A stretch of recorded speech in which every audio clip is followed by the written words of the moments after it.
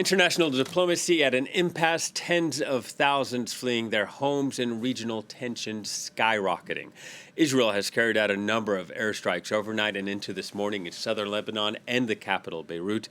At least 6 people are dead, dozens more injured in the southern suburbs. The final toll expected to be far higher. Rescue teams combing through the rubble of 6 buildings. Already, more than 700 people were killed by Israeli strikes since Monday. Then on Friday, Israel carrying out its heaviest bombardment yet of the week. These strikes targeting Hezbollah leader Hassan Nasrallah in Beirut. Moments ago, Israel's military claimed that he was killed in that strike. No confirmation yet on that. The United Nations says the number of those displaced by the conflict in southern Lebanon has more than doubled to over 211,000. In the capital, Beirut, hundreds of families cramming into vehicles and fleeing the southern suburbs overnight. In downtown Martyr Square or along the seaside Corniche Borderwalk area, desolate men, women, and young children walking around, sitting on the ground, or some hoping to maybe sleep. For more, let's speak to our Beirut correspondent, Rawad Taha. Hello to you. Rawad, take us through some of the latest events. This has been a very chaotic night for the Lebanese people. It started with Israel carpet bombing an entire neighborhood in Beirut's southern suburbs. Shortly afterwards, they announced that they targeted Hezbollah's main headquarters with bunker busters, claiming that Nasrallah and other commanders of Hezbollah were present at the location. Moreover, shortly after that, at around midnight, evacuation calls were issued by the Israeli army to evacuate 3 specific buildings in Beirut's southern suburbs. Shortly after that, Israeli airstrikes started attacking Beirut's southern suburbs consecutively. Not only the 3 buildings which were called for evacuation were attacked, but rather than tens of buildings in Beirut's southern suburbs were attacked.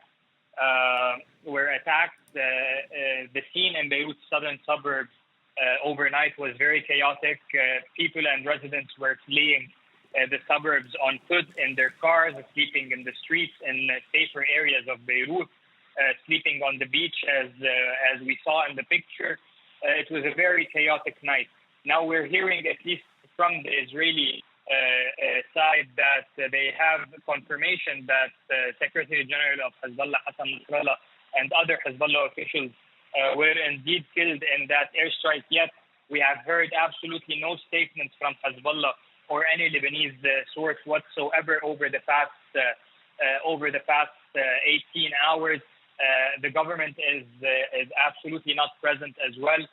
Caretaker Prime Minister Najib Mikati is on his way back to Lebanon from New York, and there seems to be some sort of a total absence of both this state and Hezbollah at the same time. Yeah, and Rawad, if Hassan Nasrallah is indeed dead, as the Israeli military is claiming at the moment, how much of a blow would that be to Hezbollah?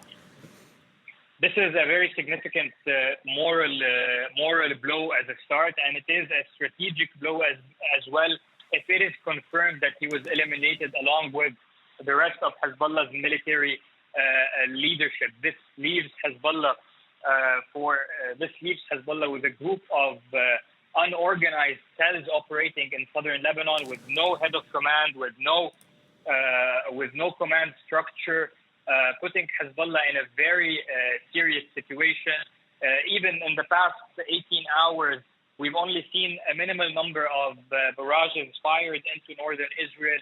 So this sort of chaos can be already reflected on the ground in this battle. But nevertheless, this is the man who's led Hezbollah for the past 20 years, if not more. He's led Hezbollah in multiple wars with Israel, the 1996 war. He was there when Israel withdrew from southern Lebanon and he claimed victory in the year of 2000. He was also there in the year of 2006 during the second Lebanon war.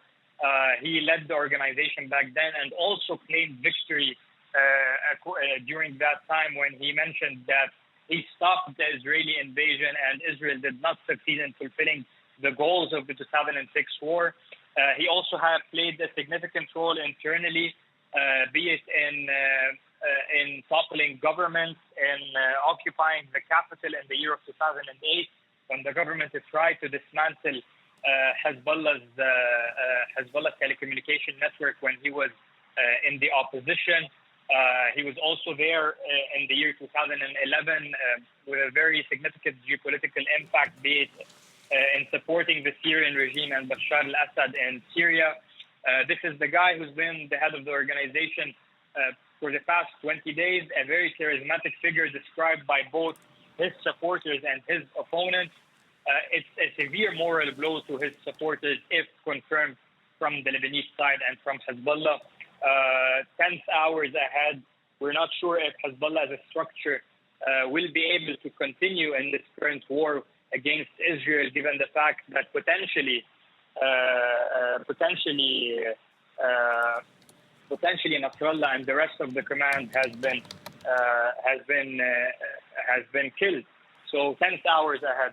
Yeah, and given that, just to remind our viewers, Hezbollah, a militia based in Lebanon, backed by Iran, one of the key issues here moving forward, if Hassan Nasrallah's death is confirmed, will be how Iran will respond. Any idea what that reaction might look like?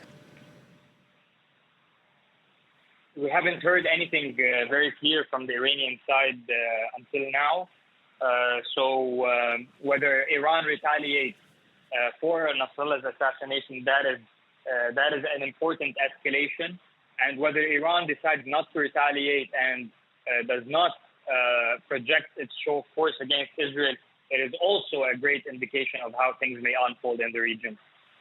All right, Rawad. Thank you very much, Rawad Taha, reporting from Beirut. As we were saying, Israel's military claiming that Hassan Nasrallah was killed in that strike in the southern suburbs of the Lebanese capital. Still no confirmation on that, but it would be a symbolic and a major blow to the militia if it is confirmed.